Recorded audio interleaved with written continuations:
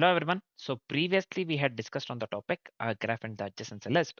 Now today let's discuss on the topic adjacency matrix. Yeah. So adjacency matrix. Let's see the definition part. Let's get into the definition part actually. See, an adjacency matrix is a 2D matrix. Yeah. So this is the 2D matrix used to represent a graph. Again, an adjacency matrix is a 2D matrix that is used to represent a graph where rows and columns represent vertices, where rows and columns represent vertices, and each cell indicates whether an edge exists between the two vertices, right?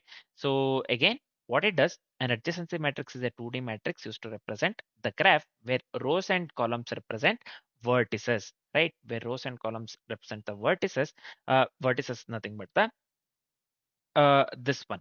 Vertex is nothing but the node actually, and each cell indicates whether an edge exists between the two vertices. Suppose if we consider this one, what do we call a simple one, 1 and 2. So here it checks whether this one. So this is undirected graph actually. We have only two nodes actually. It checks whether the edge exists between the 1 and 2 or not, right? So that is basically adjacency matrix, right? That's what the adjacency matrix do actually in simple terms. Yeah.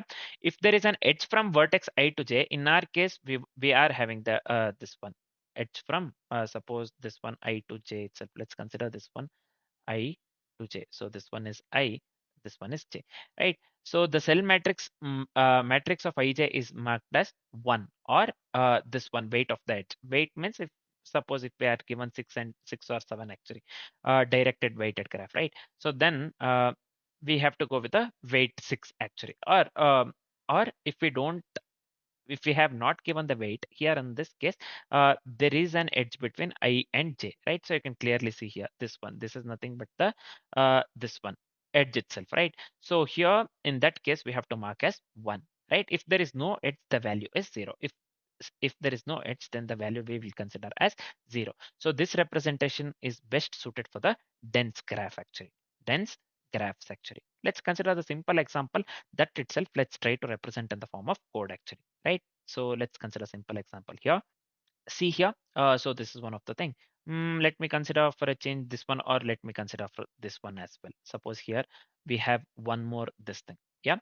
So suppose we have one more this thing here, edge going from 0 to 2. See here. So how do we identify the adjacency matrix? First, from we have 0, 1, 2, 3. We have 4 nodes actually, 0, 1, 2, 3. See here, 0, 1, 2, 3. And here 0, 1, 2, 3 we have to consider 0, 1, 2, 3. We have 4 nodes. Yep. So this is fine. So then we have to consider the edge, right? From the 0, any edge going from 1, sorry, from 0 we have any edge going from the 0 itself. We have loop? No, right? We don't have any loop here. So we will represent this one as the 0. From 0, we have any edge going towards 1? Yes, we have one edge, right? From 0, we have any edge going towards the 2 actually? Yes, in this case, we have here, right? So in this case, we have here 1. Let's change this one to the 1 actually. Yep, so let's change this one to the 1 because I have added an extra edge here. From 0 to 2, we have one edge actually. Next, from 0 to 3, we have any edge? No, we don't have any edge. So we'll represent this one as 0 itself.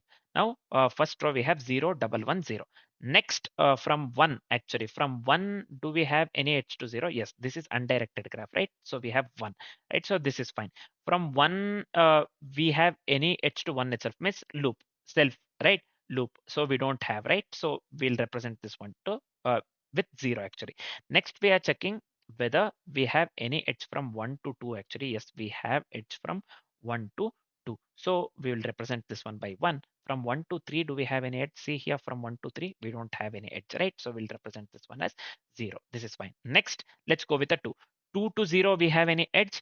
No. 2 to 0, we don't have any. We do have any. We do have edge, right? I have added the edge from 2 to 0 actually. So this one, let's change this one to 1 from 0, right? So I have added an extra edge from here, 2 to 0 or 0 to 2, right? So we have 1. Next, from 2 to 1, we have any edge? Yes, we have 2 to 1 here. So it is represented by 1. So from 2 to 2, we have any edge? 2 to 2 in the sense self loop. We have any loop? No, we don't have. So we'll represent this one in the form of 0. 2 to 3, 2 to 3. Yes, we have edge here. See clearly. So we'll represent this one in the form of 1. This is fine. From 3, same thing. From 3 to 0, we don't have any edge. See here, we have the gap. From 3 to 1, 3 to 1, this one we don't have any edge, so 0.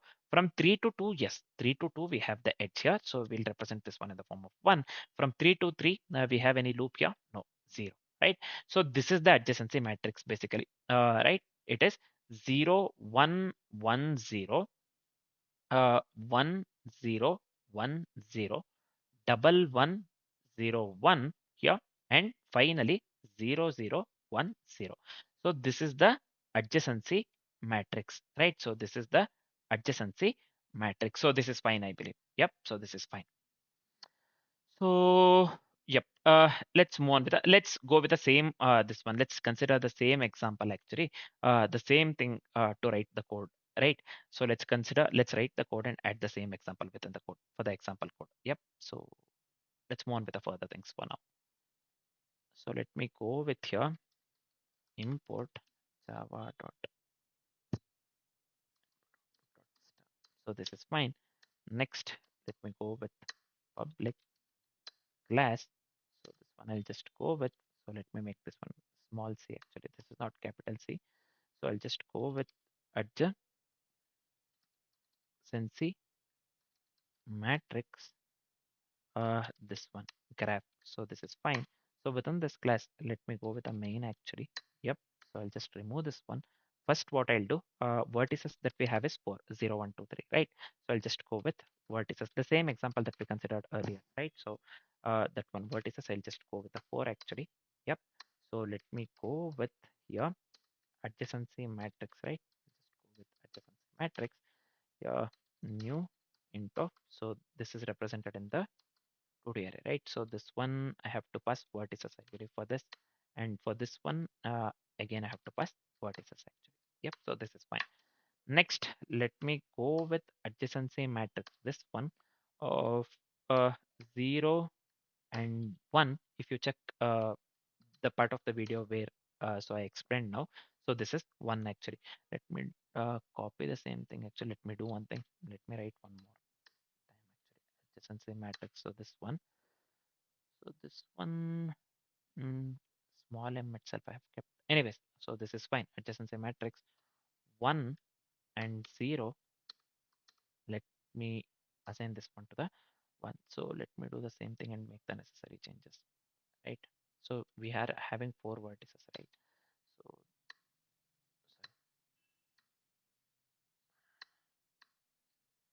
right, so this is fine. So 0, 1 and 1, 0 we have went with. Next we have to go with a 0, 2 actually. We'll check this one 0 to 2 and 2 to 0.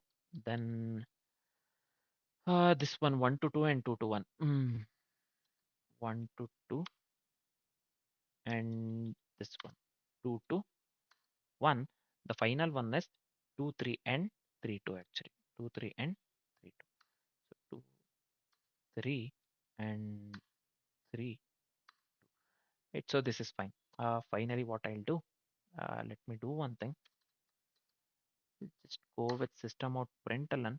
So let me go with something that is meaningful. I'll just go with adjacency matrix representation.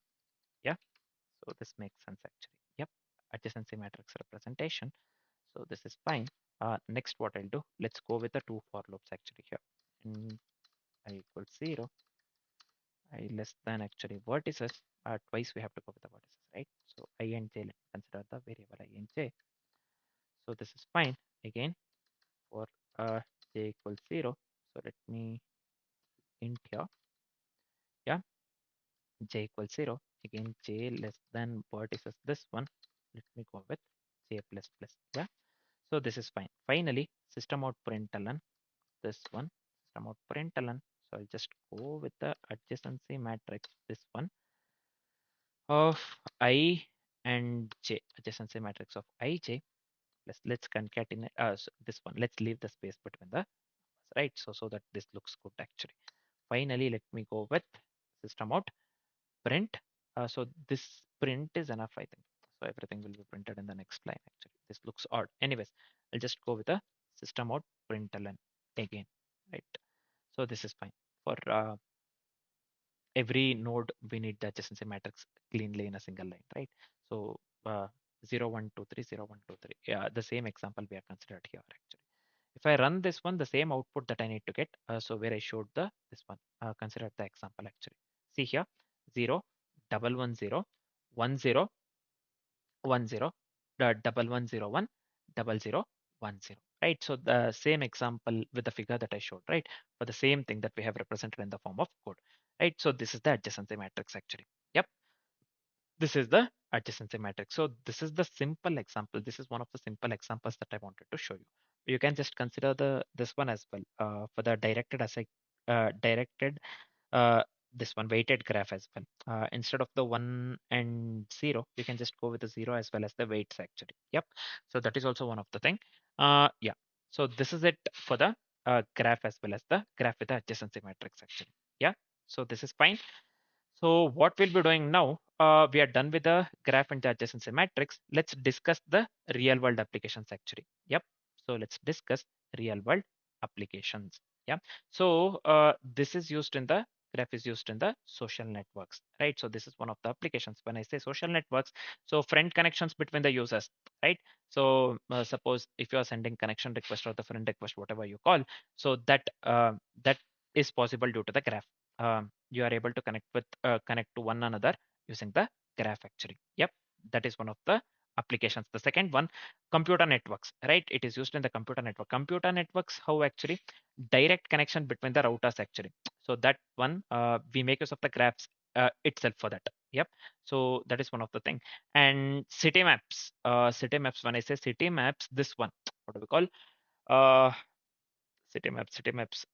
In the maps actually. So I'm referring to maps. Anyways, city maps in the sense a road between the locations actually. You want to move from one location to another location, you make use of the maps within the cities, right? So suppose if you're in Bengaluru, suppose if you want to go from one place to another place, right? One area to another place. So one area to another area. So it the location, the roads between the locations. So that in the city maps, that is possible due to the graph itself, right? So they we make use of the graph itself, right? So this is fine. Next, it is used in the game development as well. When I say game development, so I'm referring to the player, whether it may be player between the players. I mean, whether it may be players or object connectivity as well, right? So these two things. This is used in the game development as well. Finally, it is used in the flight routes as well. Not routes actually, flight routes actually. Yep, flight routes actually. Yep, flight routes in the sense this one I'm speaking of the airports that is connected by the direct flights actually. For that also graph is used basically. So these are some of the this one what applications of the graph actually, real world applications of the graph. So there are many, there are plenty actually. These are some of the applications of the graph. Let's come to the final part, nothing but the complexities part, right? So what will be the time complexity here? So the time complexity would be because one, if checking if an for checking whether the edge exists or not, right? If you are checking whether a particular edge exists or not, for that the time complexity would lead to because one, right? Because we can just go with a direct matrix access using the indices. Suppose if you are making use of the adjacency matrix, yeah. So the time complexity would lead to because one, and the space complexity would lead to big of b square for whatever the code that we have written actually, two for loops, nested for loops, where v is nothing but the number of vertices. V is nothing but the number of vertices here. V, this one v square I have written, v is nothing but the number of vertices. It is big of b square because full matrix will be stored regardless of number of edges. Full matrix will be stored regardless of number of edges. So this is the time complexity and this is the space complexity actually. So this is fine.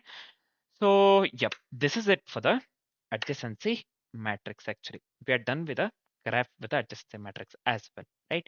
So graph and the adjacency matrix. So yeah, graph and the adjacency list also we have covered. Graph and the adjacency matrix also we have covered.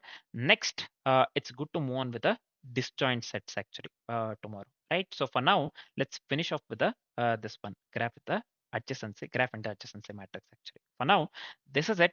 Thanks for watching, guys.